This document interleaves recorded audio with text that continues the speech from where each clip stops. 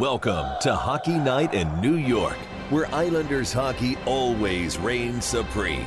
Whether you were raised at the barn in Uniondale or born in the stable at Belmont, Hockey Night in New York is your home for all things Isles. Now, let's drop the puck and get this party started. Ladies and gentlemen, it is Hockey Night in New York. Welcome to the program, everyone. It is Saturday, April 26, 2025, coming at you live from Floored Media here in Rockville Center, and we have a massive show coming up for you tonight. Big news in Islanders country. You all know what it is. We're going to be talking about it here. We got EJ Hradek of NHL Network joining us. We got Mike from the Patreon hanging out with us. He's going to be with us during Questions Brewing. Looking forward to that. My name is Sean Cuthbert. With me, as always, is Mr. Stefen Rosner. Stefen, how are you? I'm fantastic. All right. You didn't use fantastic. You said massive show. I did. And it is, tried to switch it up. What happened, though? What happened? I'm not sure. I feel like maybe something fans wanted, maybe. Well, T-Ball has his fandom back. Something big must have happened. He's back. He wasn't here last week. I know. We missed him. He took the week off. He did. All right, so a lot of fun in store here. Thanks so much for tuning in here at Hockey Night in New York. Before we dive in, we want to thank our wonderful sponsors, starting with Main Street Board Game Cafe. Find your crowd and unplug your game at 307 Main Street in Huntington Village. We are also proud to be sponsored by Center Station Bar and Grill. Catch every Isles game with great food and drinks at 279 Sunrise Highway in Rockville Center all season long. Next season. Also, a big thanks to Razor and Kniff, attorneys at law ready to fight for you. Check them out at razorandkniff.com. That is RAISERANDKENNIFF.com for a free consultation. And last but not least, a big thanks to Tovi Hockey, the innovative hockey technology company, creators of the Diamond Air Blade. Get 10% off at tovihockey.com with promo code HNiNY10. And if you're hanging out with us live in the chat and you want to get your questions in during the Questions Brewing segment, type in Questions Brewing, followed by a question, and we will field it later on in the show. So with that out of the way, it is time for Experience Points presented by Main Street Board Game Cafe, where we make our points about the Islanders' experience last week. And once again, what an experience it was, Stefen. Big news coming out right out of the gate here. Lou Lamoriello will not be back as president and general manager of the New York Islanders. What do you say to that? I think it's time. I think people have to understand that Lou did a lot of great things. I think you see a move like this, everyone just bashes Lou. Yes. He brought, a winning culture back, a winning mindset, took them out of what minor league hockey, where they were playing under Gar Snow, Doug Wade, all those guys, and brought respect back to the island. Had some great moves throughout his tenure. Really good in-season manager in terms of waiver, trade deadline. Pretty much got every trade deadline guy he wanted. Offseason obviously was tough, some different decisions there, but it was time. The group clearly is not good enough to win. Who knows what Lou would have done in the offseason, but I think new directions needed. It was finally time. And again, give Lou his flowers. He did a really good job here outside of a couple of mistakes that he made, but brought winning back. But after the last couple of years, how it's gone, where game 81, game 82, missed the playoffs, it was time for them to move on, and they did. And kudos to ownership, too, because it could have been very easy for them to say, just one more year of Lou. Well, look, you rewind a week ago, and we thought he was coming back. We were talking about that. I mean, we speculated whether or not it may or may not happen, and we talked about, why he maybe could stick around and what could happen. But the bottom line is they finally decided it was time to cut the cord. And look, let's face it, the outcry from the fan base was getting loud. Right. And, attendance, obviously. We already heard about the attendance going down, and this is a franchise that needs to fill that building, right? They need to make some money over there with the gate, and how are you going to sell those fans on coming back if you're going to bring back a general manager who they don't want in charge, right? And we talked about how the season could have went if he stuck around, but it's not happening anymore. And look, his mistakes finally caught up to him. He doubled down on this team probably longer than he should have, and it ran its course, and here we are. And now they get a fresh start. And it all starts with who they decide to take his place, right? Who's going to come in to really try to steer this ship? I would have to think that a retool over a rebuild is still the intention here because of the core players that they have in place that we've talked about more than once. But it's huge news, and this is a decision that the Islanders have to get right, because they're going to have to steer the course with those core players in place, and they can't waste their prime years, right? Otherwise, what are you doing, right? You're either tearing the whole thing down, getting assets for those players, which they're not going to do, or you build around them. So not only does this new person have to come in and basically hit the ground running with the draft, free agency, whatever contracts this might affect now, or what they were negotiating before Lou's dismissal. So whoever this person is, they're going to be busy. And I think, too, you bring out the contracts. That's a huge thing is, one, we know that the Islanders tried to bring Brock back. Now, there was a max, but I think that was maybe the first of the with Lou being here is that it was a fantastic trade, and it's benefiting more and more. One, Brock, I mean, we all want Brock to do well. He's not doing well, really doing anything for Colorado. He's probably not going to be back there unless they get him at a good number. So it seems like a win-win. Maybe the Islanders bring Brock back. Who knows? But the fact that there was actively trying to keep him long-term for a group that already didn't win, for a guy that was, 34? You think, because everyone at the deadline was like, this is fantastic. Then you hear, they tried to bring him back. And it was like, That was the scary thing about Lou. And that's why it's understandable why people were starting to get impatient. Well, they already were. But when you find out that he was trying to keep Brock and he was apparently still negotiating with Palmieri, we'll see where that goes now. But, these are two 33, 34-year-old guys that he was ready to keep on top of guys like Anders Lee and Pajot. And so you're talking maybe even tripling down on the squad, despite the fact that he said, okay, changes are coming. We don't know what they were going to be. But, that's alarming. So now that's kind of out of the way. Whoever comes in now will not be loyal to any of these players. In fact, it might put players on the table that initially wouldn't have been if Lou stuck around in charge. So I don't know if that is exciting for people or scary for people, depending on who you want this team to keep. But there's just so many questions that need to be answered, and it starts with the replacement. Yeah, I mean, I guess it comes down to how many people are coming in. Like, you look at the Tampa Bay Lightning right now, because you're doing some research, and they have 3 assistant GMs. Right. And obviously a president of hockey ops. But I think for the Islanders, they just got to hire the best person available. Or That's persons. Forget the names or doesn't matter who, women, men, it doesn't matter. I don't care if it's an animal. Just do a good job. Unless the animal speaks French. Win hockey games. Win hockey games. That's it. And obviously, can't be Chris Lamoriello. You don't want to do that. You're obviously, you're moving on from Lou for a reason. That would be the ultimate chaos move. Imagine. Just for the entertainment value, let's see it. Yeah. Just do it. Obviously, you're trying to move on from Lou, and I think Lou had obviously a certain way that he wanted to do everything. It was his way or the highway, and I think the person who has to come in, like Wah, the new voice with Lou, we could go back to that for a second. That's probably where things really started to shift, is that whether he fired Barry Trotz want to leave, that's not important. The new voice of hiring Lambert. You had a team that was right there. And you probably needed a more experienced coach, a winning coach, to come in and try to get that group back to that rather than a brand new coach. And it didn't pan out. And you bring in Patrick Waugh, and I remember the first day we're sitting at the press conference, and Waugh, being an outside voice that he was, hey, we're bad at this, we're bad at this, we're bad at this. We need to fix this. Now, from a GM perspective, you have a new GM, a brand new voice coming in to say, hey, we need to do all this kind of thing. We have to change this, change that. You said no loyalty. Certain people are going to be on the hot seat. Maybe there are people that were on the hot seat that are no longer. For example, the new GM comes in, big Pajot guy. Who knows? Sure. Maybe someone else gets moved, or Cizikas. Like, we haven't talked much about Cizikas. 0 trade protection. Right. So it really depends who comes in. But yeah, I mean, we could talk about a couple of names here right off the hop. Yeah. Scott White for GM. He is with Dallas, director of hockey ops. He really took control of their minor league team, Texas Hockey, their inaugural year, and built that into a legitimate AHL team. And I think this is where Lou fell short. Just forgot about the AHL team, essentially. I know there are injuries and things like that, but they didn't just lose. They got killed essentially every game. None of the prospects developed, and this guy knows how to develop prospects. The Islanders have to make Bridgeport a safe place for these college guys to come in here. So they need someone that has a mind, at least, not even if he's running Bridgeport, but understanding the importance of an AHL farm system. Scott White's done it. Matthew Darche, former NHLer, but he's been with director of hockey ops for the Tampa Bay Lightning. He was part of the group, the leadership group that beat the Islanders twice. Understands what it takes to win, a winning culture. You want to bring guys that obviously are coming from programs where winning was a priority. Not no offense to the Anaheim Ducks or the San Jose Sharks, who are trying to build up, is what did they really learn during their tenure about winning? It's a bit about prospect development. The Islanders are in win now mode, essentially. Unless they're tearing it all down, like you said, they need guys ready to come. I have Steve Pellegrini, who's been the assistant GM, or vice president, of hockey ops since Lou came to Long Island, but he's with him with the Devils starting in 2006. If that's something the Islanders want to do, they got to be careful because they don't want someone acting like Lou. They moved on from Lou for a reason. But if anyone knows this organization, knows the players that are still going to be here, maybe he's a fan of Patrick Waugh, it would make more sense to keep Pellegrini as your GM and hire a president.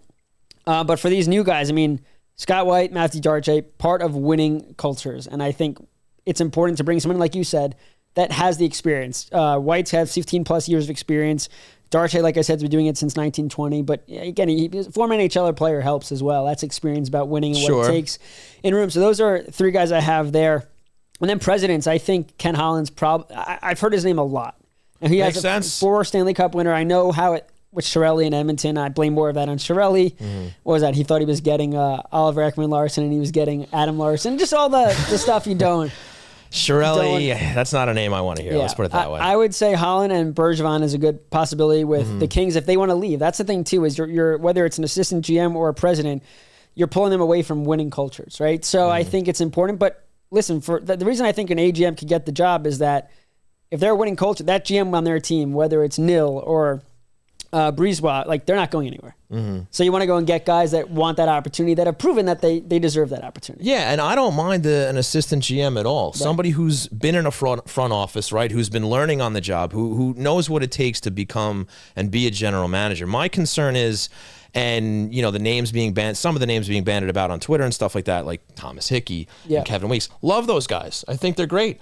But they're broadcasters. They don't have any experience in a front office, and this isn't a team that's starting from zero. Right. This is somebody who has to come in and do the job from where they left off and try to get them back into being a contender, right? And somebody coming from the broadcast booth isn't going to be able to do that in the beginning, right? You want to bring in a Kevin Weeks to maybe be a president of hockey operations or something like that? Okay, sure, I'll listen to that. Or an assistant or a consultant. Or, fine. But as far as somebody who's actually running the show, making the decisions, the personnel decisions, it's got to be somebody who either has past GM experience or at least somebody who's high enough up in a front office like an assistant GM or a secondary assistant, whatever the title for that is, that's somebody who just knows the job and can do it. That's fine. Fresh face is fine. But they just have to have some level of experience so that they're not basically learning and screwing up on the job as it's happening. They need stability there where somebody can come in and actually right the ship. What do you think about if Patrick Waugh threw his hat in the ring? Because I could say that now without getting fleeced. Right. You've been waiting for this. You're going to grow a beard too now? If I can, I'll try. I could say it now. Thank you, Lou, for roasting me that one time, but I could say it now.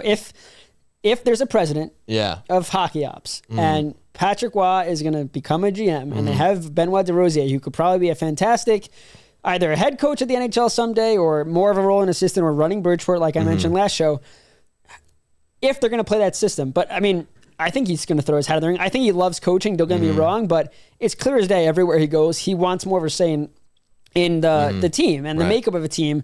This is an opportunity for him to do that if ownership likes him enough. Now, who knows what the ownership thinks about Waugh? They said, John Collins is leading the GM search, and then all the talk is that a GM can determine what happens with Waugh. I mean, to be honest, if the owners didn't like Waugh, they could fire him before a GM comes in here. Sure. So he hasn't been fired yet.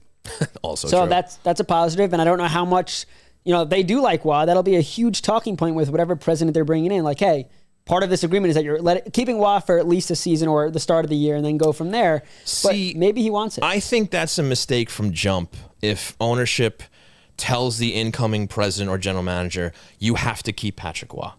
Let the new person that comes in make that decision themselves. And that's not me advocating to get Waugh necessarily out. But let them make that decision. If they think that they can work with him, if they like the body of work that he had previously, fine, give it a shot. But don't kind of tie this person's hands behind their back before they even start doing the job, right? Give them the option to make that choice. Right. No, I think obviously it'll be part of the conversations, and that new GM will come in and give his thoughts about Waugh. Maybe they fire Waugh together collectively or move on, or they obviously going to have a lot of meetings probably with Patrick. I just, we've talked about it before. Fourth coach, it'd be one thing, like you said, if they were rebuilding and retooling. I think it's important to value how the players feel about this specific coach, because we know they love Trotz. I don't know if they love Lambert, but we know they love Patrick Waugh. At least a lot of them do. There might be one player. Good to hear. Might be one player or two players that do not. Sure. One might have taken a leave of absence. Right. One might have been waived a couple of times, but one might never get an NHL shot again. But yeah, it's I think the system, learning systems and learning personalities and all that kind of stuff, especially what we saw with Patrick at 5-5 where it works. I mean, they didn't score enough, but the chances were there. They were, and I have the stats, we'll get to it later, but they were a strong awesome team at 5-5 outside of finishing, which you need. But it seemed like the players really understood what Waugh was asking of them at 5-5. And if you could bring in a coach that does the same kind of system, run and gun thing, sure. But especially when you're Bo Horvats or your Matthew Barzals, especially your mobile defenseman, which is clear as day, or Ilya, or Varley, like their relationships matter. And I think moving on to a fourth head coach, if you're going to keep the roster similar enough, like you're not cleaning house, I think it might do more harm than good to move on from Patrick. But like you said, it's going to be up ultimately to that GM that comes in. For sure. Well, before we continue the conversation of where the team goes from here, let's just reflect real quick on what went wrong this season. Yep. What happened, right? The special teams, 31st overall.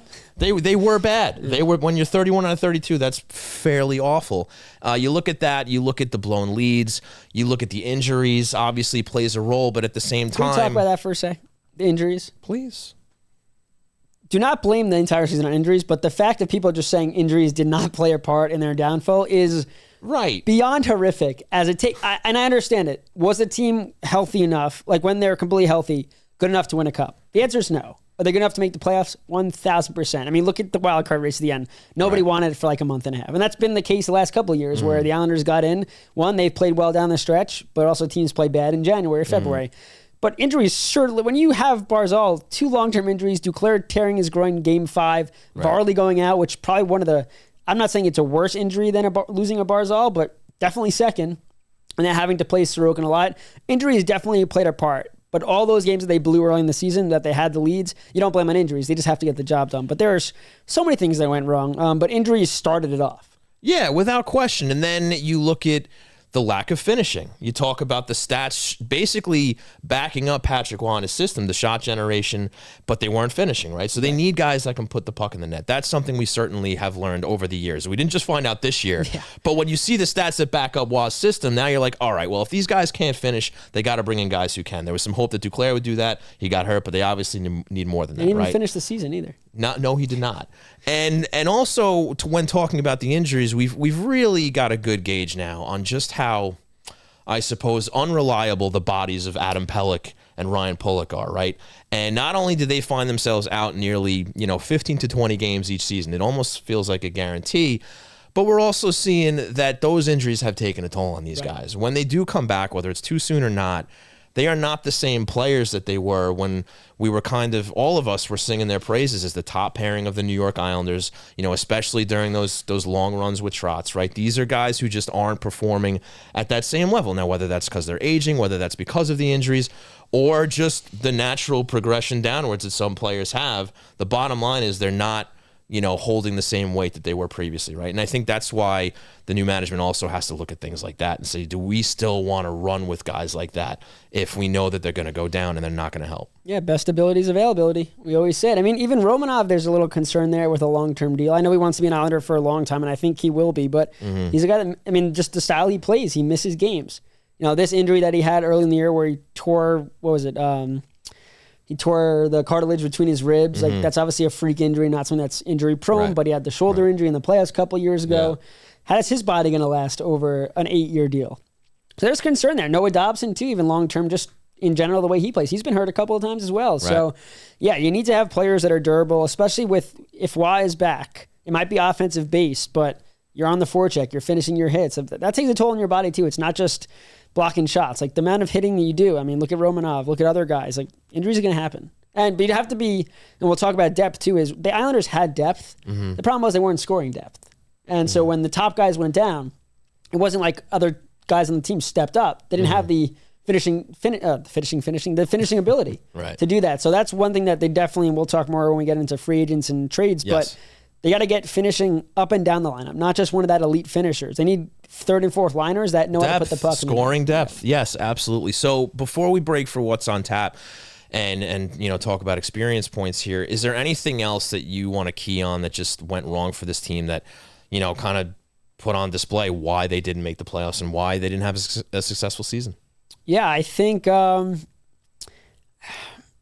want to say, we talked about special teams, but I think the penalty kill in general, the power play hasn't been good for a while. And I think it's been, I'm born in 1998. I don't think they've had a power play over 20% since then. 25 maybe? Have to look maybe into one that. stretch 1 year. There was a couple of short But I just want to key in on the penalty kill because this was supposed to be good. Right. Like, this wasn't... Right. I know Doug Huda got fired. The penalty kill wasn't great, but there was, the first half of the year before this one, I think we were elite. And these guys don't just forget it. It seems like collectively they all were so confused out there. Right. I mean, you look at Ilya Sorokin's 5-on-5 numbers and then the penalty kill. I mean, a major drop-off. Major. And I think a lot of those blown leads, yes, if they score a power play goal in those games, they probably win. But it was the penalty kill in those games that just did not come up clutch. And I that's why I think, you're used to the power play being bad. You got to score 5-on-5, but the penalty kill was just so bad. Yes. And I think that's why they weren't in the playoffs, because those first half, those blown leads, it was like 10 or 15 third period blown leads. It was just bad news. Those can't happen at all. And they started so well, and I think that's the reverse too. So many games that are lane, they didn't seem ready to go. And then you have games where the Islanders are coming out playing so well for 2 periods. Just, we talked a lot with the players at Locker Room Cleanup about that identity of closing out games. And that was, Zeke said, like, yeah, we had to do it and we didn't. And I think closing out games is probably the worst thing, because you could overcome a lot if you just bear down. And it seemed like not enough times they didn't bear down this year. And it was unfortunate because we know how they mailed it at the end there, but the Islanders' whole thing is that they were going to outwork you. That was supposed to thing under Patrick Roy. We're going to outwork you. We're going to be in conditioning was a big thing at camp. Too many games, not effort, lacking effort. Just when you need to give 110%, we never saw them get above 99. Yes, and what a shame that was. So before we break, experience points. What do you got? Yeah, I think you look at, Mike had a great one there with Mark Gacom in terms of players that I want to go back to Isaiah George, because I know we didn't finish the year with the Islanders, but what he showed in his stint, his first NHL stint, from a guy that no one expected, former 4th round pick, played 4 or 5 AHL games, gets called up. He changes the course of your discussion in the summer now. Had he not jumped up, you're like, we have to sign Mike Riley back. We have to sign D'Angelo back. Obviously D'Angelo's a right side guy, but now Isaiah George is part of an equation. The same time when we looked at McLean, it didn't work out for McLean this year, but I asked Lou last year's deadline, how much did Kyle McLean play a part in you guys not needing to go fill that hole? And he said it played a huge part. Yeah. So guys like Gacom, whereas maybe you want to get more NHL level depth, and maybe you don't think he's an NHLer, but he was scoring. We talk about that depth scoring. Yeah. You're going to bring him back. He's an RFA, but he had a fantastic showing. Now that impacts, that's one hole maybe we don't have to fill. Like Isaiah George, we don't need a depth left side defenseman if we trust him. So for those two guys, those youngsters, I think give those guys experience points, because then when they were called upon, more or less, they brought what they needed to bring and showcase to Y and ownership. I know we'll see what the GM does, but that they're legit players. So you got to hope that Gacom doesn't fall into the McLean or the Fashing path, and that George is able to just consistently get better at such a young age. But those two guys really stood out this year as maybe we don't have to fill those holes this summer. How many points, Stefen? Oof. Isaiah George, we're going to go 1,800, and Gacom, we're going to do 2,500. I thought you were just going to say 25. That would have been funny. Yeah, just 2.5. All right, well, I'm going to give 3,406 points to Simon Holmstrom. 20-goal scorer now, and he just looks like he's reached another level here. We've said it more than once in this show. Seemed to be a guy who was, his ceiling was maybe a third-line type of guy. Now it looks like he can be a middle six. He can play second line. And, let's see him get 25 goals next season, 30 goals if he can. But it's huge for the team just because he's young, and he can be part of the growth process and part of this restructuring of the team from the top down, where they try to get a little faster, a little younger. And I think the more confidence this guy gets as he progresses, he's going to be a big factor for this team. So I think, a breakout season for him in a very disappointing season for the Islanders. Yeah, I think there's no reason why he can't be a top 6 forward, a second line forward. And if he's playing in your third line next year, that means the new GM did a heck of a job in the offseason filling it out. And getting top guys. But Holmstrom, and the good thing about Holmstrom is he is defense oriented. So you're not going to, you don't need your third line or fourth line to be that shutdown line if your second line is that shutdown line. But Holmstrom, because of what he's able to do defensively, you can put him anywhere and feel comfortable. Maybe the goals won't come, but that line automatically becomes more dependable going up against the league's best. And you want your top players being able to go up against the league's best. We had the fourth line for years. Their job was to shut them down, but they weren't providing offense. Their job was just be a pain in the butt for those other top lines. But if you could have lines that could actually answer back and keep them in the offensive zone and things like that, it's huge. And Holmstrom's going to play such a huge part of that. Yes, indeed. And that will do it for Experience Points presented by Main Street Board Game Cafe. Unplug your game and raise your experience at 307 Main Street in Huntington Village on Long Island's North Shore. Games for sale and for open play. Food and drink, beer and wine, fun and friends. Bring the magic of phones down, eyes up, tabletop board games to your family. Our staff will help you find the right game, from old favorites to the hottest new releases. We have everything from strategic to easy party games. Get off your screens for a night your family will remember. Looking for meetups to join? Our Magic the Gathering, Dungeons & Dragons, Lorcana, and organized play communities are welcoming for all. We also do parties and corporate events. Located at 307 Main Street in Huntington Village. Go to mainstboardgamecafe.com for more information. Main Street Board Game Cafe. Find your crowd. Unplug your game. And with that, we're going to go to break. We'll be right back. Islanders fans, Sunday night is hockey night in New York. Whether you were raised at the barn in Uniondale or born in the stable at Belmont, Tune in to Hockey Night in New York. Catch us live from Floored Media in Rockville Center, Sunday nights at 8 p.m. Eastern, as we cover all things Islanders at twitch.tv/HockeyNightNY. All episodes are also available on YouTube and all your favorite podcast providers. And for all you social butterflies, you can follow at HockeyNightNY on Twitter, Facebook, and Instagram for all the latest updates. Hockey Night in New York, the best night of the week for any Islanders fan. Attention all artists, storytellers, and creators of all kinds. It's time to make your content stand out above the rest. And Floored Media is the place to make your visions become a reality. Maybe you want to elevate your podcast and add some video, or turn that novel you wrote into an audiobook. Or maybe you just need the right space to produce your daily vlog. Whether you're a seasoned veteran or just starting out, Floored Media has the professional facilities, exceptional staff, and intimate atmosphere to breathe life into your creative passions at every step of the process. Thanks for giving some time to our sponsors. Ready to talk more Isles? The train rolls on right here on Hockey Night in New York. That's right, ladies and gentlemen. The train does roll on via the LIRR right into What's on Tap, presented by Center Station Bar and Grill. Stefen, we already know a GM search is on tap. We can talk a little bit more about that, but also big moves this summer. I know you got some names on a list for what the Islanders may or may not do this summer, who they can target. What do you got? Yeah, we just talked about depth scoring. I have for trades. Let's start with trades. Connor Sheary makes $2 million a year. I think he's a guy that could be a sneaky option in terms of just scoring depth. Kiefer Sherwood, by the way, he's got 462 hits this year. The second most in the NHL, 306. Okay. So you're talking about if Patrick was back in terms of a forechecking hitting machine. Kiefer Sherwood's your guy. Talk about Anthony Bavilli. He's going to be a free agent. Move on to free agents now. He's had a hot first round right now, a handful of games with the Capitals. I'm not saying that that's a guy you got to go get. Right. But he's been pretty clutch. I know for a fact he'd be open to coming back to the Islanders. His best buddies here. You put him on the side, but if you could find a way maybe to rejuvenate himself, he might get paid a little more now. But friendly face might be another option as just a third or fourth line guy, not as a top six guy. Other guys, we have the Marners, the Ehlers, Tavares, Brock Besser. But Victor Olofsson's a guy that really I thought the Islanders should have gotten a couple years ago, but they didn't get him. And then you go to goaltending too. We don't know. Varley says he's going to be ready. Who knows what happens there? Do you trust the Hog? I don't think so. Maybe. But Anton Forsberg and Alex Lyons are two guys that I think just keep an eye on in terms of maybe potential backup options because the Islanders, you can't hurt to have too many goalies. But I think Alex Lyon and Forsberg would be two stable options behind Sorokin if Varley's unable to go. Even then, go get another one for Bridgeport. Why not? Make Hogberg battle it out. Hogberg's under contract for one more year. Yeah, I think they need to key on goaltending because as much as I love Varlamov, I don't know if I trust he's going to be able to play at the level that he has previously. And unlike Hogberg, these guys have been legitimate backups or starters. I mean, Forsberg started for a couple of years. Lyons got a long leash with Detroit. So I think those are two guys that could really just help stabilize. God forbid Sorokin goes down.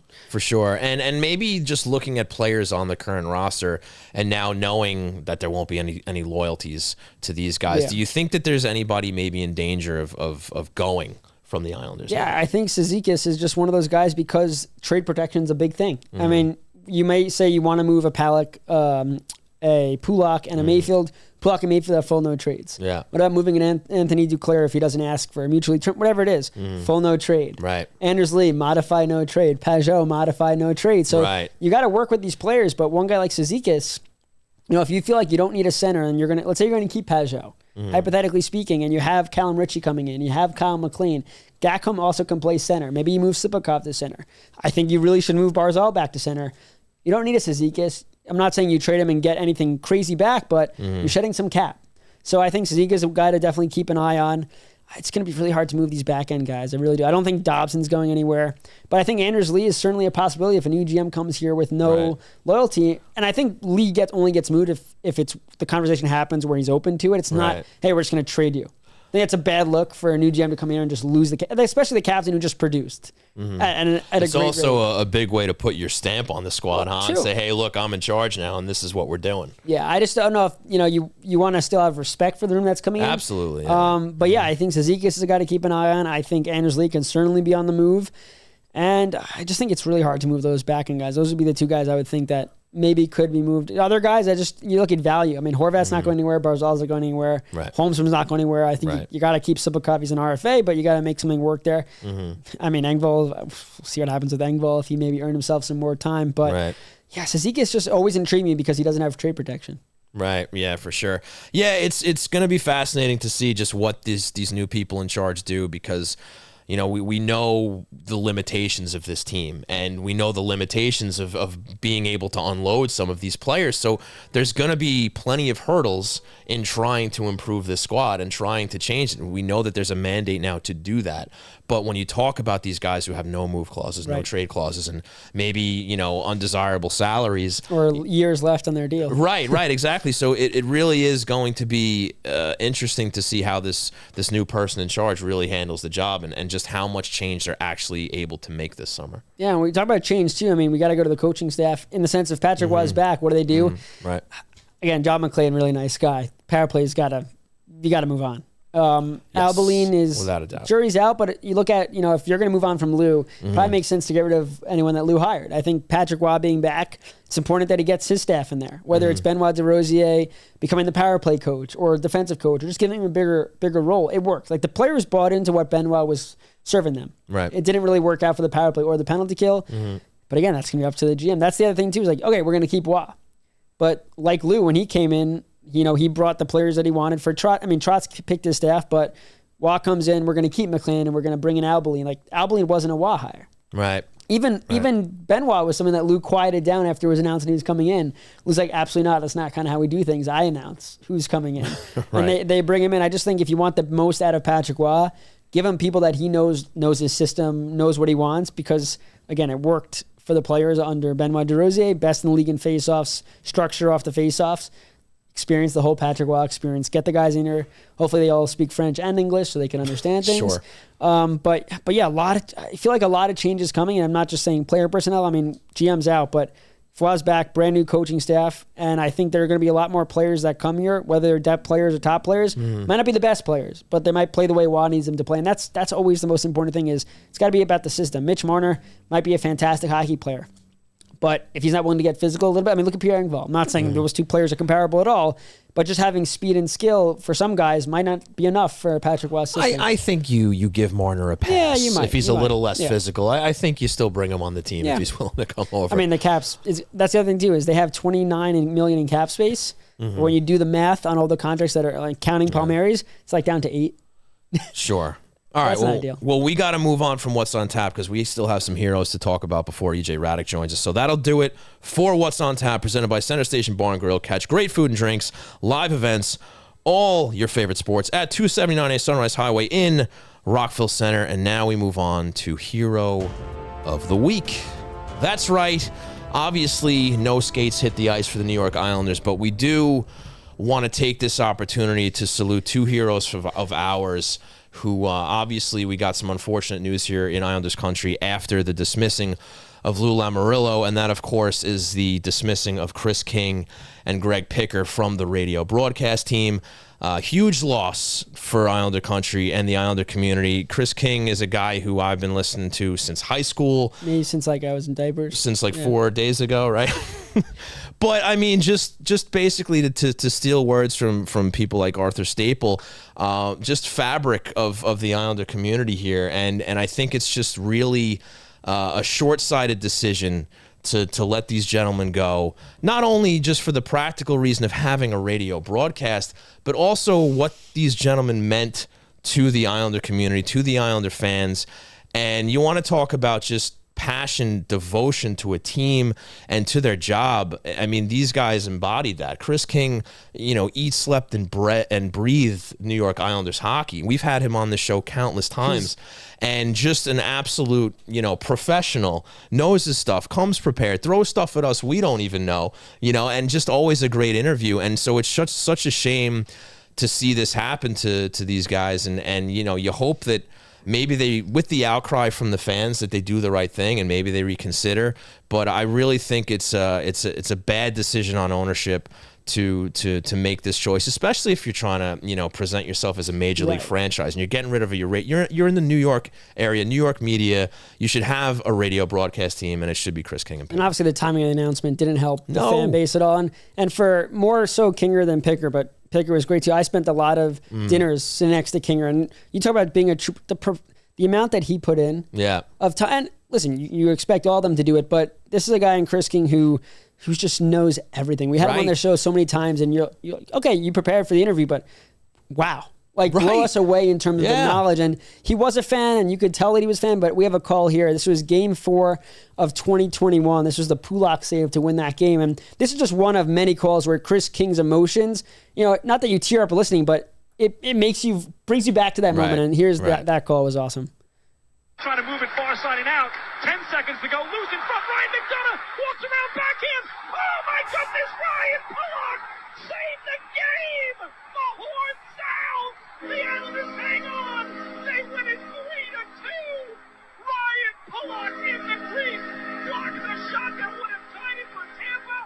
Instead, the Islanders tie the series in 2 games apiece. And there'll be a game 6 back here at the Coliseum on Wednesday night. I mean, just the raw emotion. Yes. There was never one call where you're like, he didn't bring it. You could argue there's someone that didn't like the high pitched voice or whatever it is, but every call was like his greatest call list, or like all of them. Right. There wasn't one that was ever lacking in emotion. Right. And like you said, fabric of this organization, these two have been around a long time. And even when their travel got cut and they were doing games from home, it didn't impact their broadcast. The energy was still there. The emotion was still there. And that's their jobs, obviously, of course. Right. But yeah, they are heroes because they put in the time, the effort to bring Islander fans, that can't watch on TV. Radio is important because you can't. They're going to simulcast the television broadcast, which is good because at least fans could listen.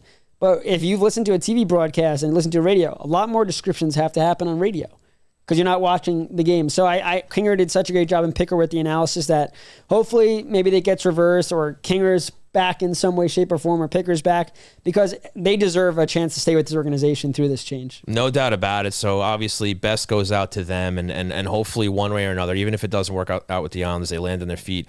Just what a tremendous job that they did, and just being such a big part of the Islander organization and the Islanders community. So a big salute to Chris King and Greg Picker. And that will do it for Hero of the Week. Before we break for EJ, I'm going to tell you guys about Isles Fix. That is right, Islanders country. Get your daily fix of Isles news, highlights, and analysis by subscribing to Isles Fix, the Monday through Friday Islanders newsletter sent directly to your inbox. Sign up for free or become a paid subscriber for added benefits at islesfix.substack.com. We're going to take a break. We'll be back. Islanders fans, Sunday night is hockey night in New York. Whether you were raised at the barn in Uniondale or born in the stable at Belmont, tune in to Hockey Night in New York. Catch us live from Floored Media in Rockville Center, Sunday nights at 8 p.m. Eastern, as we cover all things Islanders at twitch.tv/HockeyNightNY. All episodes are also available on YouTube and all your favorite podcast providers. And for all you social butterflies, you can follow at HockeyNightNY on Twitter, Facebook, and Instagram for all the latest updates. Hockey Night in New York, the best night of the week for any Islanders fan. Did you have a nice break? Well, it's time to get back on the couch for more Islanders therapy on Hockey Night in New York. Welcome back to Hockey Night in New York, ladies and gentlemen. Joining us on the line, presented by Tovi Hockey, is Mr. EJ Hradek of NHL Network. EJ, thanks so much for joining us tonight. Hockey day, got a lot of games, a lot going on, so glad to take a few minutes to check in with you. Appreciate it. So first off, which series has intrigued you the most heading into the playoffs? And now which one that since it's underway, which one have you really kept your eye on and really enjoyed the most?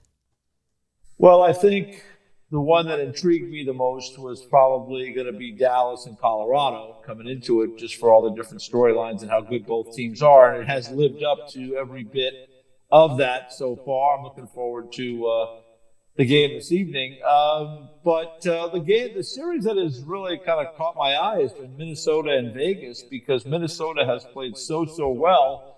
And, they're really giving Vegas all they can ask for. And Vegas needed an overtime goal today to kind of get things back even. So I expect a lot. I expect that to go 7 games. Minnesota's playing great. Kaprizov's been amazing. The goaltending has been good. It's really a competitive series. Yeah, EJ, the playoffs have been absolutely fantastic so far. They never disappoint, right? But I wanted to pivot over to the Islanders. Obviously, huge news coming out of Long Island with Lou Lamoriello getting dismissed here. From your point of view, was it time? Well, I think it was probably time. I mean, the biggest, to be honest with you, the biggest problem I have with the Islanders right now, and the reason I think they really do need change is, you may be surprised to hear me say this, but I think what's gone on in Bridgeport this last year is a real train wreck. I mean, they won 4 home games this year. It's not a place to develop players. They haven't really been doing that for several years. And, I think that's an indictment on the management team as a whole. Now, I know people care about the big team, and Right. the Islanders have, had a good run of a couple of years ago where they got into the Final Four twice. I think Lou coming there when he did was really important. It got the team and the franchise kind of back on track. He did a lot of good things with that. It came in a tough time, right? John Tavares left via free agency, and but he hired Barry Trotz. The team got better. But I just think now we're at a stage where some of those guys are moving out, and it's time for a reset. And, again, when I look at what's going on in Bridgeport, I'm just I just couldn't believe, in the American Hockey League, you have to be able to find players and field at least a competitive team in the American League so that your young players have somewhere to go and to develop and play in big games. And to me, that's just not acceptable. Yeah, EJ, you make absolute great point there. And I want to ask you about Patrick Waugh. Were you shocked when Lou hired Waugh, given just the different kind of people they are? And also, do you think it's in the Islanders' best interest, depending on the GM they bring in, to keep Waugh around at least for this upcoming season? Well, I was surprised on one hand and not surprised on the other, because Lou has always had an affinity for people connected to the Montreal Canadiens, going all the way back to Jacques Lemaire and Jacques Laperriere and Larry Robinson. He's had many guys that were affiliated with the Montreal Canadiens organization be part of his teams over the years. And so from that standpoint, I don't think I was surprised. And I knew Patrick wanted to get back in and have another opportunity to coach. But, it was interesting because, Patrick is a big personality, and obviously Lou is kind of a force of nature as a manager. So it was an interesting duo. I think that last year he came in and they got to the playoffs, and I think it went well. I think this year there were ups and downs, and I thought, a couple of times Patrick, and I don't know if it was intentional or not, but, you were there, right? You're hearing these conversations and you're doing the interviews. It's like Patrick would say things. I think he said something along the lines of, this is, we're doing what we can with, Lou's team or something, like that. That's kind of an odd thing for the coach to say, especially someone like Patrick, who is, that's a big personality. That's a Hall of Fame player. That's, he's one of the legends of this sport. So I don't know what they're going to do moving forward. I mean, I would imagine they're going to cast a wide net and try to interview a lot of people. I would imagine Patrick might have interest in that role. But I think whoever comes in, it just really depends on who it is and how they want to move forward. But I'm not so sure that the future includes Patrick Waugh either. Yeah, I think that's a legitimate concern for the Islanders for sure. But just talking about the fact that this position is now open for the Islanders, have you gotten any idea of just the level of interest outside of the team, potential individuals that might be interested in taking this job? There's a lot of interest. There's 32 teams in this league. There's interest from all different types of people in the business. And it depends on what the Islanders want to do. If they want to make it a 2-pronged approach with, someone handling hockey, someone handling, the overseeing some of the other projects. I know a guy that I work with a lot, Kevin Weeks, has already, I think would be very interested in maybe not the manager's role, maybe like a, like a Cam Neely type role that he has in Boston. And Kevin's a bright guy, and he was an Islander, so I would think it would be worth a conversation with him. I think there's a lot of, I've seen a lot of people come and go that have been in those roles, guys, and some do well and some do not, as we know, right? So I think it can come from a lot of different areas. There are those guys that are, I think, young executives. They're guys that have kind of, made their moves through the organizations. I mean, someone like Dan McKinnon, for example, with the Devils, he has been with Nashville and with Pittsburgh and now with New Jersey, and he's been in different spots. So that could be somebody. I mean, Ryan Martin is the assistant GM with the Rangers. I mean, he was in Detroit. He's come to the Rangers. So, I mean, that if you're looking for younger guys, there's older guys out there that have experience. I heard there's been a number of all kinds of different people's names have been thrown into this mix. So I think it's going to be a very a fascinating process to watch and to see what the Islanders want to do. And my only thing is John Collins is I guess running this search, and John is more of a business guy. I worked at the NHL when he was there, and very successful sports business guy, but leading a search for someone to head up your hockey operations is a little bit of a different animal. So I'll be very curious to see how it unfolds. You mentioned Bridgeport and how bad it was this year, and how there needs to be more of a focus on developing that place as a place where prospects want to grow and a place where college prospects feel safe to go. Do you think then it benefits the Islanders to maybe do that two-pronged approach? That way someone can truly focus on the NHL team and all that kind of stuff, but someone that also, maybe there's someone who played in the AHL or has experience, just really handle that, because I think that might be one of the biggest things that got Lou, no contract renewed there, but also it's something that's really needs to be fixed quickly with the amount of college prospects the Islanders do have. Yeah, I mean, I think that, whoever your manager is, right? Let's say you have a younger guy, let's say you have a senior advisor or someone over him, and then whoever goes in, whoever that person brings in as an assistant GM, I think that's the assignment, really, that's the focus for that individual is like, hey, I want you to worry about getting our minor league operation up to speed. And, I think they have to be a player for as many college free agents as they're allowed to take on in terms of, number of contracts you could have. I think there's a number of players in the American Hockey League on all the teams there that, might become available for you at some point in time. I just think you have to really take that on as a project to get that thing back on track, because the fans are not going, the team is not good. It's not a place where you can develop your prospects and your young players. And so it's a little bit of a poison there that leaks into your NHL team. And look at the Washington Capitals, for example. I mean, they're in Hershey. That might as well be the 33rd NHL team right now in Hershey. They've won last 2 AHL titles. They draw really well there. They charge a lot to park there. I mean, so they have a nice arena. Like, that is a very successful minor league franchise where they have developed coaches there. Carberry was there. They've developed a number of players there. And so that should be the focus, I think, or one of the focuses for the Islanders in this search is to make sure that whoever comes in will be bringing in people underneath him that can take on that project, because it needs to improve. It just cannot continue that way.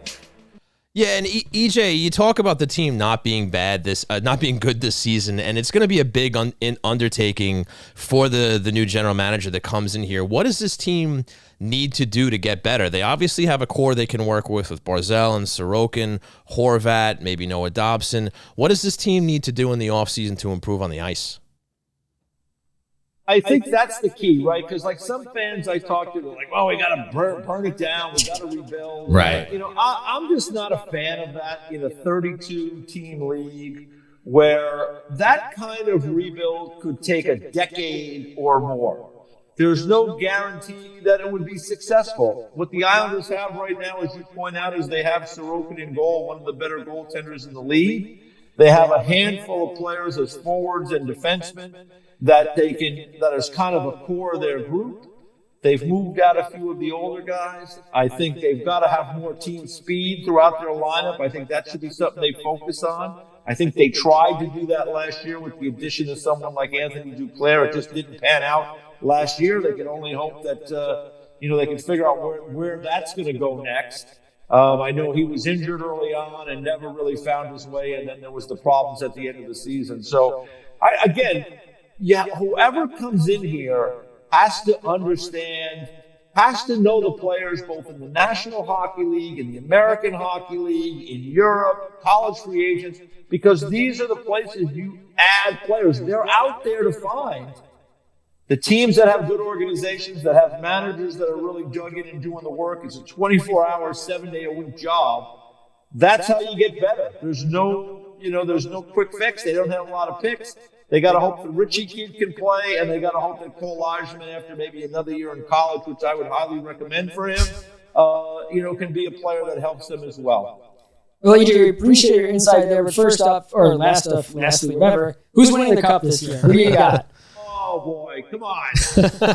I'll tell you what, I have no earthly idea who's going to win the cup this year. I mean, I liked Vegas in the West because of their depth, but here they are. They could get knocked out in the first round by Minnesota. Dallas is really dug in tooth and nail to have a lead over Colorado. I mean, Colorado on paper might have the best roster, but they pieced that team together this year, and sometimes you need more time to make that work. So the West to me is kind of wide open. In the East, the Panthers got beat up a little bit today, lost 5-1. But when the Panthers are going, they're really good. And you know what? I like the Toronto Maple Leafs a lot this year. Wow. I think they're more of a real team than they've ever been in the last few years. They really play the right way now. I think Craig Berube has done a nice job. But it just depends on the matchups. If they play Tampa, I think they can beat Tampa. I don't know if they can beat Florida. They first have to get by Ottawa. They're up 3-0, and they were down tonight as I was watching before. But we'll see where it goes. But it's going to be a crazy year, guys. I literally, some years I have a good feeling. This year, no idea. No. Well, EJ, I'm going to alter Stefen's question a little bit. Going into the playoffs, or let me say now that the playoffs have started, is there any team that you think now has a better chance at winning the Cup than before the playoffs kicked off? Well, Florida, because I wasn't sure about their injury issues. And, they've got Ekblad back down. And like I said, they lost today 5-1.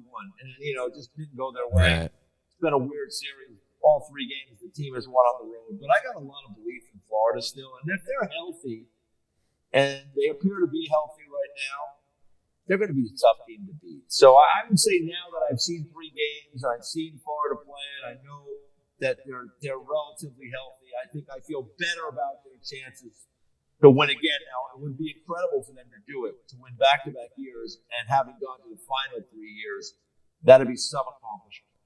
Well, EJ, an absolute pleasure having you on the show with us tonight. Really appreciate your time. Enjoy the rest of the playoffs, and hope to talk to you again soon. All right, anytime, guys. Have a great night. You too. Thanks a lot. Take care. All right, folks, that was EJ Hradek giving us a great spot from NHL Network. Yeah, Florida. I mean, they're pretty good, right? I mean, he mentioned Minnesota, too. Did we talk about this? Was I talking to you about Minnesota? Maybe. Yeah, because we're talking about our brackets. Yes. And I was like, there's Minnesota something. I think I said something about Minnesota. No one's talking about them. No one. And then Marco Rossi, I think, had 2 goals today. Listen, if they get past Vegas, anything is possible.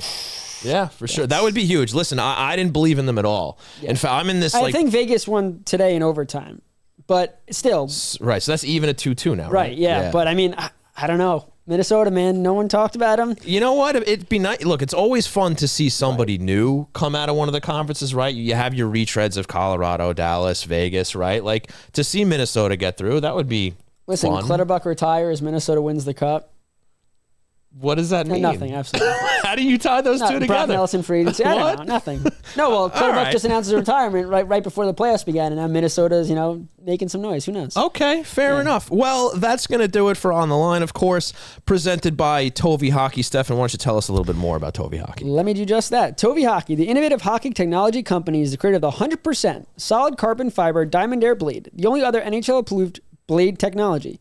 With superior feel and increased swing speed due to its perforated design, unparalleled control thanks to the micro-grip blade texture, greater durability, Kurzweil's patented aerodynamic cross-beam construction, and unparalleled shooting accuracy thanks to its large sweet spot, Tovi Hockey is changing the game by making the next-gen stick of tomorrow available today. Go to tovihockey.com to check out their great selection of sticks, gear, and apparel, and use promo code HNiNY10 for 10% off your order. Tovi Hockey, stronger, faster, superior. Stronger, faster, and superior. We're going to take one more break, then we're going into Questions Brewing. We'll be right back. Islanders fans, Sunday night is hockey night in New York. Whether you were raised at the barn in Uniondale or born in the stable at Belmont, tune in to Hockey Night in New York. Catch us live from Floored Media in Rockville Center, Sunday nights at 8 p.m. Eastern, as we cover all things Islanders at twitch.tv/HockeyNightNY. All episodes are also available on YouTube and all your favorite podcast providers. And for all you social butterflies, you can follow at HockeyNightNY on Twitter, Facebook, and Instagram for all the latest updates. Hockey Night in New York, the best night of the week for any Islanders fan. Islanders fans, Sunday night is hockey night in New York. Whether you were raised at the barn in Uniondale or born in the stable at Belmont, tune in to Hockey Night in New York. Catch us live from Floored Media in Rockville Center, Sunday nights at 8 p.m. Eastern, as we cover all things Islanders at twitch.tv/HockeyNightNY. All episodes are also available on YouTube and all your favorite podcast providers. And for all you social butterflies, you can follow at HockeyNightNY on Twitter, Facebook, and Instagram for all the latest updates. Hockey Night in New York, the best night of the week for any Islanders fan. Attention all artists, storytellers, and creators of all kinds. It's time to make your content stand out above the rest. And Floored Media is the place to make your visions become a reality. Maybe you want to elevate your podcast and add some video, or turn that novel you wrote into an audiobook. Or maybe you just need the right space to produce your daily vlog. Whether you're a seasoned veteran or just starting out, Floored Media has the professional facilities, exceptional staff, and intimate atmosphere to breathe life into your creative passions at every step of the process. It's time for Questions Brewing. So go ahead, ask us a question. Yes, that's right. It is time for Questions Brewing, where we bring in our pal Edzo into the show. Buddy, how we doing tonight? Yeah? Yeah? Now's not a good time. Me and Happy J back here. Yeah? We're trying to figure stuff out. Okay. All right. Fair It's enough. going smoothly. Next question. Yeah, great to have you guys here. Well, Yeah, listen, it's we great. want to introduce our Patreon subscriber Mike for coming. Really appreciate you taking the time to come to the studio and hang out with us. We want to start Questions Brewing off with you. We know you got a question. What do you got for us? Yeah, I mean, I guess you guys covered it somewhat, but what other organizational changes do you think we're going to see now that the franchise has moved on from Lou? And just, comment on Lou. Much respect for Lou. He wasn't perfect, but he got the Islanders to a different level, and I think we can all thank him for that. Yeah, Absolutely. I think first off, I think the analytics department, I think that's going to change a lot. I think you got to get with, not saying that Lou was not with the times at all, but I think there is a lot more work to be done analytically with getting players, the scouting department. I think they need to find a way to get just better in terms of college free agents overseas. But I think, analytic department and scouting, I think is a huge thing that's probably going to change. Yeah, absolutely. And, you have the funny stuff, like obviously you're going to have the Beards? like you're going to have kind of the reins taken off of that. And you might even see more players ending up on spitting chiclets in various shows across, the country or, the hockey world, because Lou didn't like his players talking to anybody. He wouldn't allow the assistant coaches to talk to anybody. High jersey numbers, out of town scoreboard, on the screen replays. Right. Now, none of this stuff is hugely important in the grand scheme, but, that's something that'll change there. But just the overall culture will obviously be a little more modern, a little more laid back. But also, to get back to your point here, I think staffing is a big thing, because all I've been reading since Lou's dismissal is how, I don't want to say bare bones his staff has been, but he certainly didn't go out of his way to kind of broaden the net of just how many, people he has under him. He kind of liked to keep things under his own control there. He had the people he trusted, but it seems like they could definitely use a change in staffing, and especially on the analytical side, the scouting side, like you said, and you got to do something about Bridgeport, obviously, because that is just a train wreck, and you need your young players coming up through a system where they can be confident in their game, experience some winning, so that if and when it comes time to try out for the Islanders, they're not feeling down and out about the way they've been playing. That way, in a couple of years, when we could bring their name up for experience points. Yes, exactly. That will be the first thing on their mind. So, Ed, how's the chat going? We're going in all different directions. We want to know every possible future. Okay. Doctor Strange, when he looks at a million possible futures to defeat Thanos. The multiverse. We're looking at multiversal level of possibilities. Okay. Throw something at us. All right, so we'll start off with CGS. I guess, Stefen, this is more in your wheelhouse. Any truth to the X rumors that Horvat is going to ask for a trade since he is upset that Lou was fired? Stop reading everything on. I think it's so funny. One, no, absolutely not. And there was one about Barzal, and then there was one about Horvat mocking the Barzal one. No truth to that at all. First off, those guys are signed long term, no trade clauses. They love Long Island. I was talking to Barzal at the end of the year, and I said just, Palmieri to be back. Like, why is this a great place to play? And he's like, dude, it's Long Island. Like, I don't have to market it. It's a great place. These guys love it here. Don't believe everything you read on the internet. I think Abraham Lincoln said that once. Nice. Did he? Yep. Yeah, I think, that's true. And then he got, but yeah. Jesus. Dark. All right. All right. So, but harping on Barzal, how safe is Barzal? Could he be trade bait to get some players? He's a good player, doesn't score, is fast, turnover machine, made of glass, but is coming off an injury. This guy hates him. But, clearly. The guy steps in front of a puck and he gets his My bad, the kneecaps aren't ready for 101 mile an hour. Yeah, go back to the doctor, buddy. No, you could go first.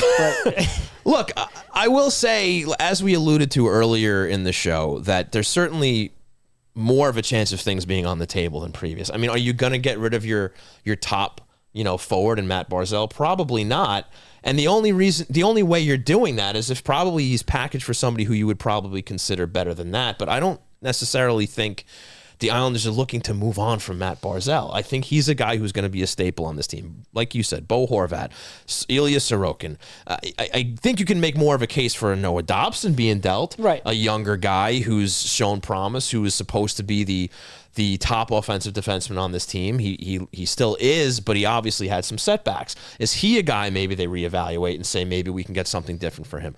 But Matt Barzal, I'm pretty confident he's going to be an Islander heading into next year. You could have made the case, had he not had the year he had last year with the point per game player, that if the only year that he ever did that was his first year and nothing's been better and they got Horvat and it still didn't work, then you could say, you know what, it hasn't worked. But he just proved that he could be that guy. And he's not injury prone. I mean, one freak injury against the boards in Boston where he got his ankle twisted or leg, and then he steps in front of a shot, which we actually had a conversation on the show about. Should he be on the penalty kill? Should he be in those big game moments? Right. So it's like when people in the Yankees or Yankee fans say that Aaron Judge is injury prone. I know you don't know anything about baseball. It's okay. I know who Aaron that is, Judge though. plays outfield for the New York. Right. But he ran into a wall once, hurt himself, and they got hit by a pitch or swung. Like, they're not injury prone. They've gotten injured. So the Islanders need Barzal healthy, no question. But yeah, there's no way. Unless he loved Lou that much that he's asking for out, they're not moving him. Yeah. Who would you guys want to see as the president and for GM? For GM, it would be Kate Madigan for GM. I guess for his choice. Yeah. Okay. So Kate, we'll start with Kate. She has experience. I mean, I think she's 31, but she's worked with the Devils. She's done great work there. McKinnon's a guy that EJ Hradek said also works for the Devils and things like that. Listen, hire the best person available. I can't sit here and pretend to know everything about all these people. I do think Ken Holland, given his track record, to be a perfect president. Perfect. He has the winning pedigree. I know Edmonton maybe didn't go as well, but he's got 4 Stanley Cups, so he knows what it takes to build a franchise. We mentioned Bergeron's name. Bergevin's name, excuse me. But yeah, I mean, Katie is the best person that applies. She should get the job. Right, absolutely. Yeah. Well, and to go to Holland a little bit here, I mean, look at the Lamoriello hire, right? And whether you love him or hate him now, the fact is when they brought him in, that showed how serious the Islanders owners were about changing the culture of this franchise. One of the most well-respected names in the history of hockey. That's who Lou Lamoriello was and is, right? Despite what you think he did with the team. And so that told everybody that the Islanders mean business, that they're going to put their faith in somebody who knows what they're doing, who's going to basically do exactly what he ended up doing in those first few years at the very least, right? Hired the best coach available, one of the best coaches in the history of the league in Barry Trotz, right? Yeah.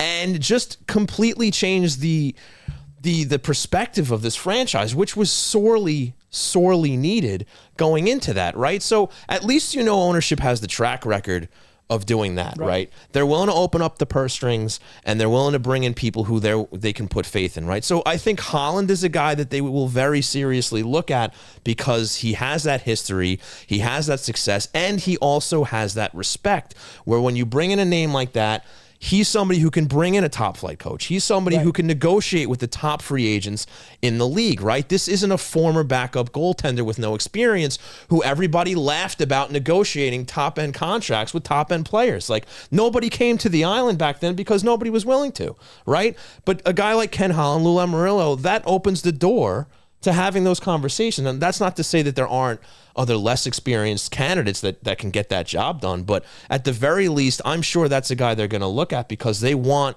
somebody with that respect, with that air, to basically tell the league and tell free agents and agents and all that, like, hey, look, we're a place that you're going to want to come play. I would be pretty intrigued. I know it happened with Montreal with Ken Hughes being an agent that they hired. I'm curious if they go that route. They hire a president like a Holland, but they bring in an agent. I mean, you want to talk about free agents and trying to get free agents to come to Long Island. Right. Hiring an agent of one of the free agents would be obviously ideal, but I just think it's a different way. It's more of a modern way, but it maybe took a couple of years for Montreal to figure it out, but it's working. They made it to the playoffs, and they're on the rise. So who knows? Maybe there's an agent out there that's ready to take that step, and with the right president in place, that could work out, especially to help with free agency and just contacts and things like that. Sure.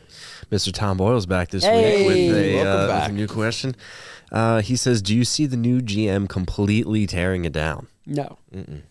We talked about it. You just can't. I mean, if you move a guy like Barzal, then obviously it opens the door to move everybody, but I think too much work's been done. These guys love it here. I don't think you can. I'm not in today's NHL. Nobody is going to show up in the building if they tear it down. They have to restructure with what they have. If they had a ton of prospects that were ready to come up or ready to just scratch the surface and college trainers were coming, then you could argue the rebuild because at least it'll be exciting. People will pay to come see Cole Eisman play, whether the team hasn't won a game all year or I think they would. Cole Eisman, maybe. It would help. You wouldn't have the excitement of watching the future before your eyes. I'm talking the casual fan doesn't care about or maybe necessarily even know who. But do you think if they called up, let's say Callum Ritchie was able to be called up in the last 2 months of the season, you think that the ticket issue, like they would have had a lot more, not sellouts, but there'd be more people there watching? I am sure there would be fans that would show up for that, but I'm just talking. Listen. They've only been in this building for 4 years now, and we're already seeing people stay home. Right? And the prices on the secondary market are near Coliseum level because nobody cares enough to come, right? So it's clear that it's very hard to sell this product to the Islander fan base. I mean, you can pick and choose whatever the reasons are, but the fact of the matter is, if they're not competitive, nobody's coming. The shine is come off the building. Nobody cares about the fact that it's a new building anymore. In fact, people are complaining about the prices and what it costs to go to a game. Because even if you get a cheap ticket, you're paying high prices for pricing, and then you're paying high prices... for parking, excuse me. And you're paying high prices for concessions, whether it's a beer, food, whatever it is. So we were already seeing fans have reasons to stay home. So if you're not fielding a competitive team, everybody's going to be looking at the TV screens and not going to the seats. Maybe they'll watch us more. Next. It's all about us. Any guys you like so far in the draft? I really like Victor Eklund. I like O'Brien. He's a guy, big body, speedy. He does it all. But the problem is you don't know where they're picking, right? And you could talk about the local kid, and you just get him. Yeah, I mean, right? Get him. Should they go get him? Win the lottery.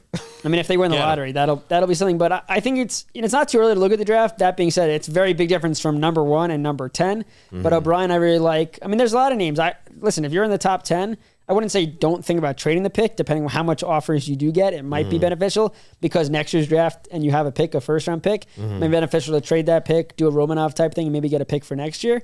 But all these guys, it's not as deep of a draft, but it's still quality players. I would just pick the number one player available whenever they come up. I am going to agree with Stefen because I won't insult you guys by picking a name because I really haven't dove into the potential I think you draft got to picks wait yet. to do it because everyone gets caught up in who they're going to get. Can they get Higgins? Like Higgins was supposed to be number one or was talked about naming number one. Higgins is the only guy I've looked into so But now far. maybe he's out of the top 5 and who knows? Maybe the Islanders trade up in the draft. Who knows? Yeah. Is Duclair getting fired like Lou after he quit on the team? Well, who said Lou quit on the team? Well, we don't listen. I don't know if we know who ultimately made the decision for Duclair to step away, right? Like, we don't know if Duclair was like, listen, I need to get out of here for a bit, or if the Islanders like, why don't you take some time? I don't think we know either way, right? Yeah, so, I mean, what we're told is one thing, but yes, unless we didn't get to speak to Duclair. Obviously, I mean, if Duclair's honest, which he's been all year talking to us about his injury, you'd think he would be honest, but yeah, they have options. They could buy him out, which I don't think they're going to do. They can mutually terminate his contract, but why is Duclair going to throw that kind of money away? Especially a guy that's been injury prone, that who knows what his next is going to be. But he's got a full no trade. I will say this, the fact that there's going to be a new general manager and potentially a new coach, it probably increases the chances of him coming back if there was some sort of turmoil that we haven't heard about between himself and Patrick Waugh. Yeah, obviously, I don't think he liked what Patrick Waugh said to him about him. Probably not. But yeah, that could be a huge part of it. Or, Patrick Waugh leaving. Who knows what Duclair's mindset is now about that? Because obviously that was the big pull.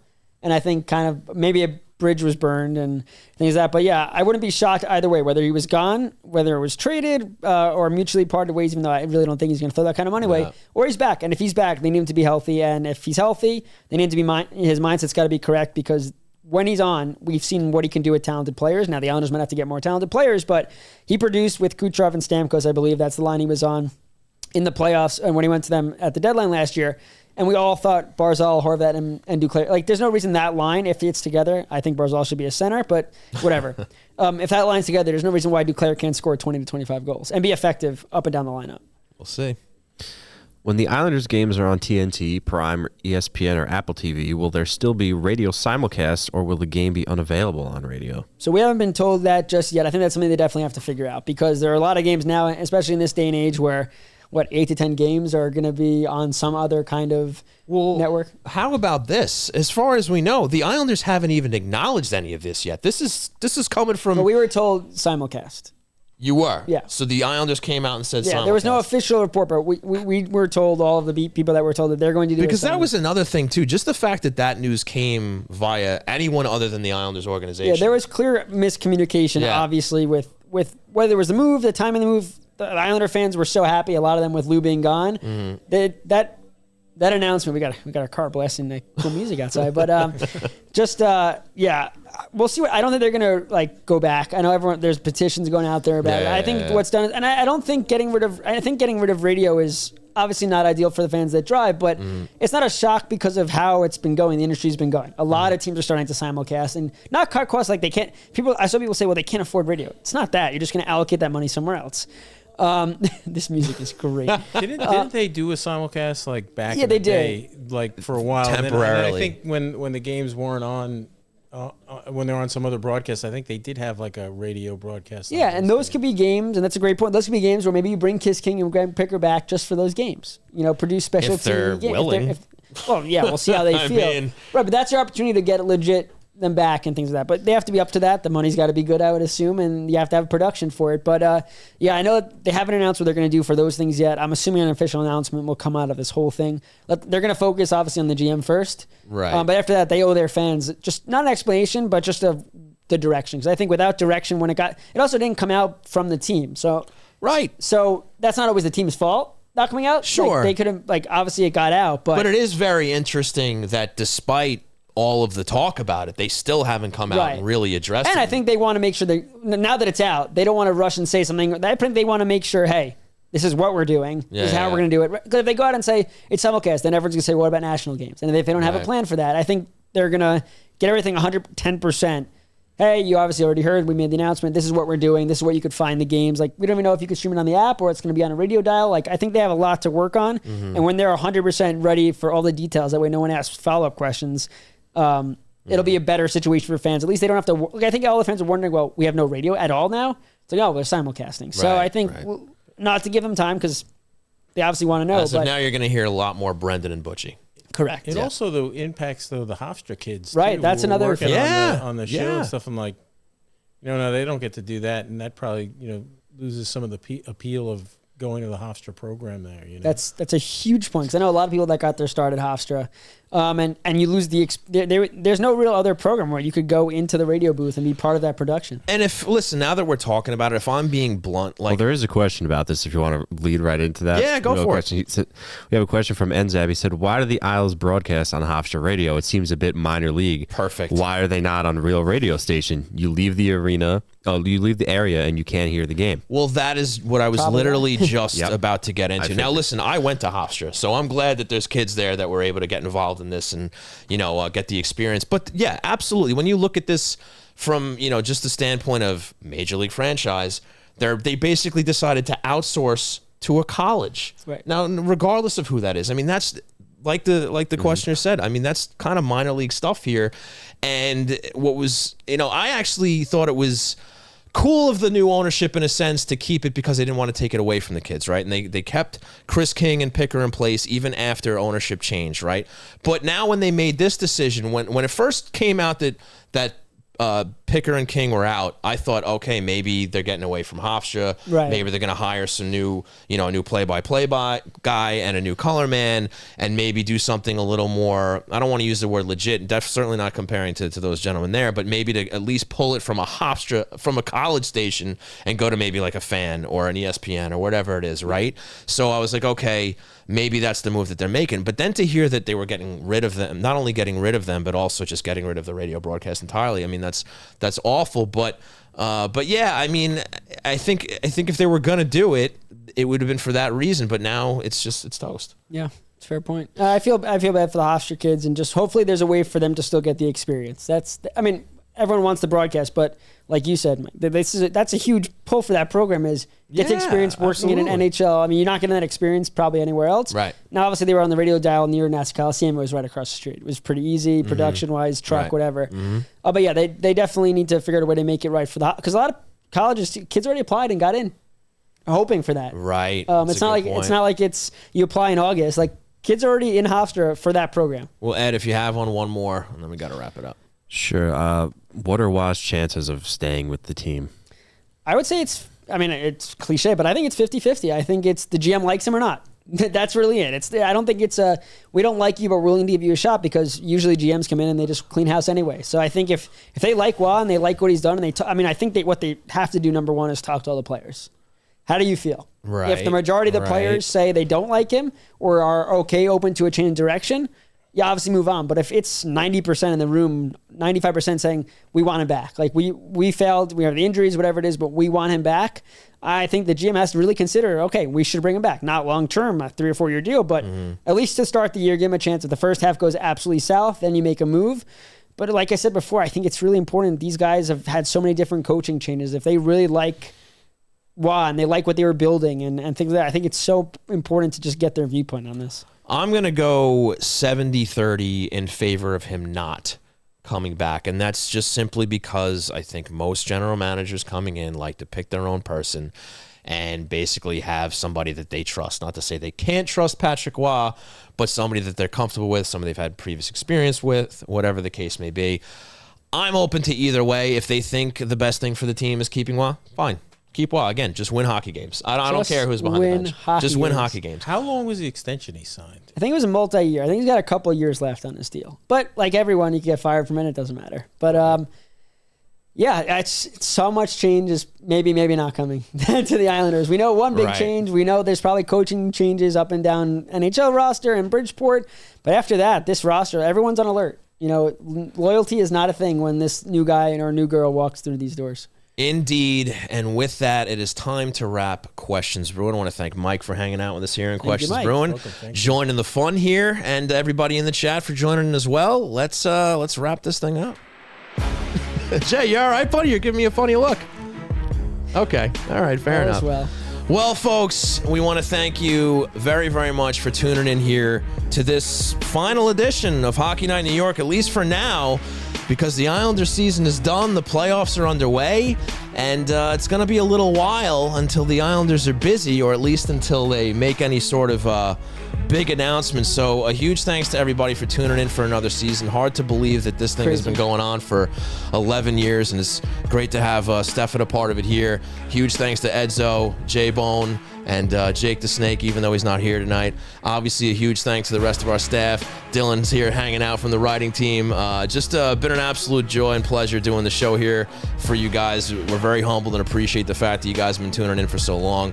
And a big thanks to EJ Hradek for joining us tonight, being a guest. Yes, absolutely. And also a huge thanks to our patrons from Patreon, from the top tier here, starting with Mike for joining us here tonight. Also Adam, Jack, and Ash. Really appreciate you guys supporting us. And with that, I want to thank our sponsors, starting with Main Street Board Game Cafe, located at 307 Main Street in Huntington Village. Find out how to unplug your game at mainstboardgamecafe.com. Also, a big thanks to Center Station Bar and Grill. Head on down to 279A Sunrise Highway for Isles games, live music, karaoke, comedy shows, and more. A big thanks to Razor and Kniff, attorneys at law. Nobody likes going to court, but if you have to, call 212-LAW-1500 for a free consultation. And last but not least, a huge thanks to Tovi Hockey, creators of the Diamond Air Blade. Go to tovihockey.com to check out their great products and use promo code HNiNY10 for 10% off your order. And folks, of course, remember to rate, review, and subscribe. Show us some support.